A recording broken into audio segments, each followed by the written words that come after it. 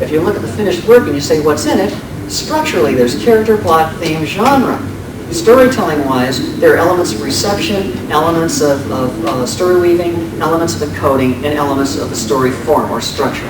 All those things are mixed up. So if you look at it more as just, aspects of the structure itself, and in the finished work, things other than structure. You might say the story form is where you find character, plot, theme, and genre, except I will actually use this whiteboard.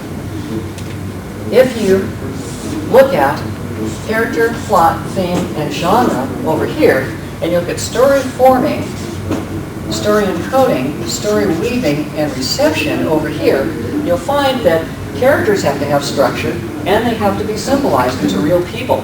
And they have to be presented in a certain way, introduced and exposed to the audience so that we learn things about them. And you have to be concerned about what the audience reception is. For example, if you're using an actor who's typecast, or if you're doing a sequel to something, you really have to be concerned about reception because they're coming to it, the audience over here, and the author up here, the audience is coming to it with preconceptions already about maybe even certain kinds of people. Even if they've ever seen your story or your character, they might have a feeling for a certain kind of person that your character is, and so reception is important. Similarly, plot has a structural element. It has the real events that actually occur in your story, that actually take place. It has how you're going to unfold information about what's going on and what happened and how things are connected. And it has to have an aspect of audience reception as to their favored kinds in our culture. Every culture has favored kinds of expression, favored means of things happening and unfolding plot-wise, and your audience will be involved there too. Theme, same thing. I won't even go through them all because we've got a lot to cover today, but you get the idea. Theme, genre, plot, character, all of them will actually go through all of these 4 levels. So by the time you have a finished work, it's an integrated whole. You basically have all of these elements that seem structural, but in fact, they each have a component in every stage. And every single stage has to touch on all of those structural elements. You have to have a story form that includes structural components of your character, plot, theme, genre. You have to symbolize your character, plot, theme, genre. So story encoding moves also all the way across. So rather than looking at this as stages, as it says in the syllabus, that's sort of the Dramatica view, and because it still expresses it that way, it's appropriate for me to present it in class as being the way Dramatica says. Okay, Dramatica says when I co-created it, I know, but I haven't, it's sort of fixed in stone now. You can't change it. Dramatica's been around long enough, and it's like this like this Bible, I was thinking of putting at the beginning of the Dramatica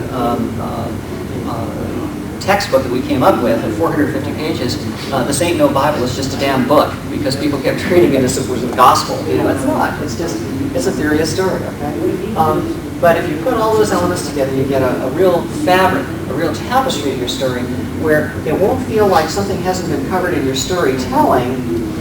It'll have the full depth of storytelling and the full breadth of structure going for you at the same time, at every single point. If you're missing something, like if you're missing your encoding here, okay, in theme, what does that mean? It means you know that your story is about this guy having hope that his wife will survive, but you never actually show it in your story, but other people talk about him having this hope, but you never see his hope.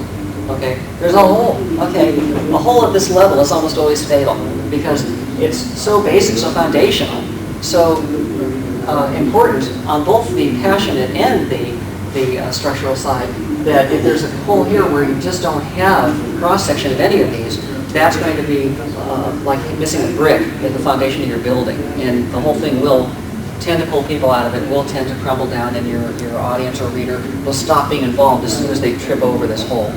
Is that like the adage where you plant a gun somewhere in the first act, then you better do something with it in the second? Yeah, it's sort of like if you need a gun in the second act, you better plant it in the first. It's more like that. Okay. All right. I always wanted to do something with a shrubbery, and then have it turn out that the shrubbery turns out to be really important later on, and then one of the characters says to the other one, "No, that's an obvious plan." Okay. Okay. Just a personal thing, but see, now that's reception. Of course, like he says in Jurassic Park, that's chaos. No, that's reception. Okay.